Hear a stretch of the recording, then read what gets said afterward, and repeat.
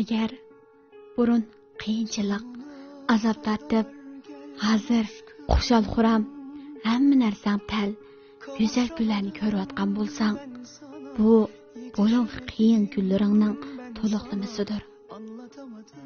Agar hozir qiyinchilik, azob ichida yashayotgan bo'lsang, bu keyingi go'zal kunlaringning selinmasidir.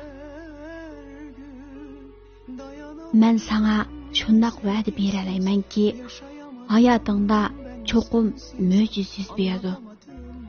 Ammo uning oldingi sharti sening mehnatingga bog'liq.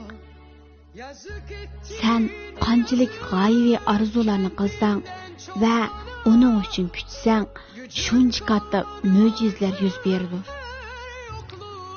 Sana hurmat va adab bilan muomala qilgan kishiga shundoq jazm qilganki, u cho'qim sendan bilimlik va axloqli. İnsan xuddi 4 faslga o'xshaydi. Kulganda yozga, suyunganda bahorga, sovug'anda qishga, umidsizlanganda ko'zga. Odam hammaga chidasa chidaydi ekan, biroq do'stdan kelgan osiylik, qarindoshdan kelgan mehrsizlik, suygan odamdan kelgan yuzsizlikka faqat chidamaydi ekan.